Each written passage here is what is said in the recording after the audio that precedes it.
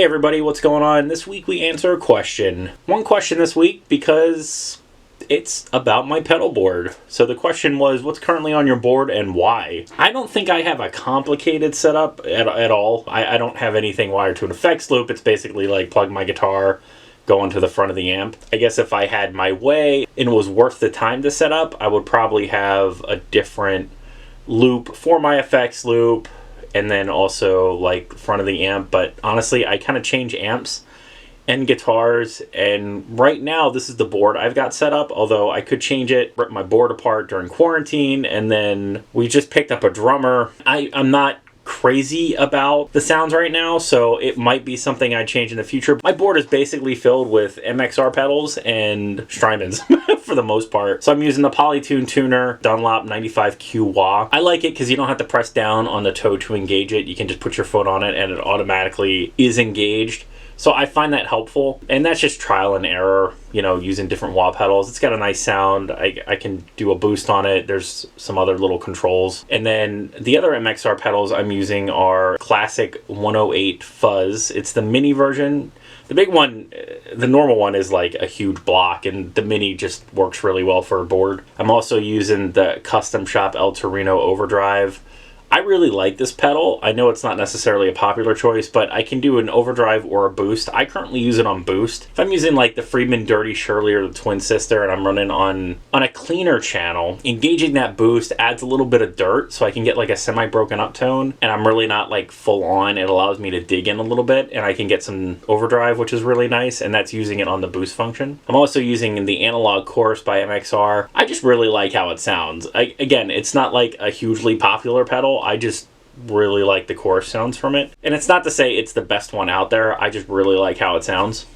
I'm also using an OCD on the board. I got this in a trade, and actually I just like how it sounds. So it sounds good in the front of most of my amps, so I just decided to throw it on the board. And if I need it, it's there. I don't really use it that much. It's more of like if I'm using a Fender Twin and I need dirt, that's the dirt I've been using. I did pick up a Pack Rat recently, so I might throw that on the board instead because that's a really awesome pedal. Moving on to the Strymon effects, I have the big three: the Mobus, the Timeline, the Big Sky. And you know what? It's simple. I can read the outputs on the screen. I can have different types of effects on those pedals. It's just kind of a no-brainer to have on the board. Not necessarily my favorite things though. So, I mean, really right now all I'm using on the Mobus is a flanger. So I might remove that from the board and just stick like the polychrome on it. I might put the Zelza on there and just use a phaser. And since it has two sides on the Zelza, I could use like a more phaser tone and a more flanger tone.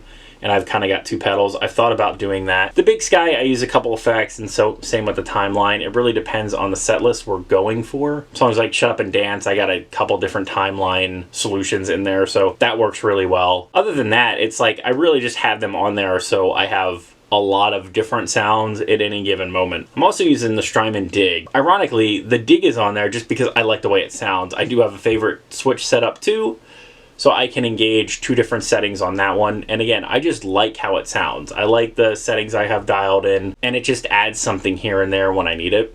And that's really been my go-to at rehearsals lately. I've just been using the Dig. I haven't really been taking advantage of the full board, and that's kind of what's on there now. Again, I might change the board, so this video maybe is kind of moot, but you asked about it, so I figured I'd go over it. But yeah, that's why they're there. All good pedals, and I've got a slew of other pedals that aren't on there that I would love to put on there. I recently got a Carolina guitar, Meteor, the Wampler the Doctor. I really like the Walrus Ages, the Strymon Volante, and the Night Sky. All these pedals could certainly have a place on the board.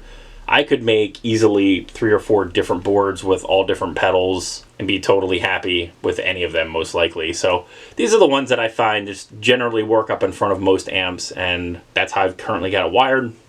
Things might change in the future, you never know. You know, what's on your board? What are you using these days? I'd love to know. If you have any questions or comments, please leave them below. As always, thanks for watching. Remember to like, share, and subscribe. Many more videos to come. Don't miss one sub.